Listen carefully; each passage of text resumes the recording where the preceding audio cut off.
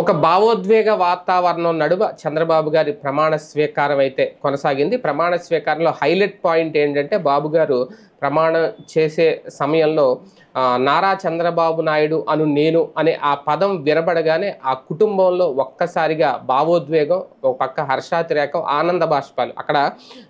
అక్కడ సభలో ముందు ఆ వేదిక ముందు కూర్చున్న కుటుంబ సభ్యులు ఎవరైతే ఉన్నారో వాళ్ళందరూ కూడా ఒక్కసారిగా కంటతడి పెట్టారు. అక్కడ ఎన్టీఆర్ కుమారుడు నందమూరి రామకృష్ణ అయితే భావోద్వేగంతో కన్నీరు పెట్టుకున్నారు. చంద్రబాబు సోదరుడు రామ్మూర్తి నాయుడు కుమారుడు నారా రోహిత్, అలాగే చంద్రబాబు కోడలు బ్రాహ్మణి, మనవడు దేవాంశు, హరికృష్ణ కుమార్తె సుహాసిని వీళ్ళందరూ ఆనందంతో చప్పట్లు కొట్టడం, అంటే తమ కుటుంబం ఒక రకంగా నారావారి కుటుంబం వేరు, నందమూరి కుటుంబం వేరు అనే ఒక మనస్పర్ధలు ఉన్నాయి వీళ్ళిద్దరి మధ్య అనుకునేదానికి చెక్ పడినట్టు అయింది.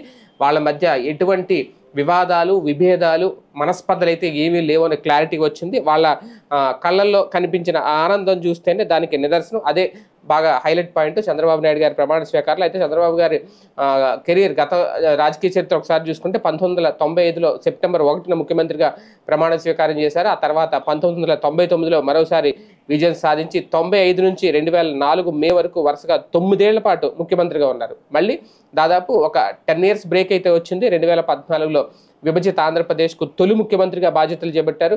2019 ఎన్నికల్లో టీడీపీ ఒంటరిగా ఎన్నికలకు వెళ్ళి చిత్తుగా ఓడిపోయింది. జగన్మోహన్ రెడ్డి చేతిలో 23 స్థానాలకే పరిమితమైంది. అయినా సరే ఏమాత్రం కుంగిపోలేదు, వెనక్కి తగ్గలేదు.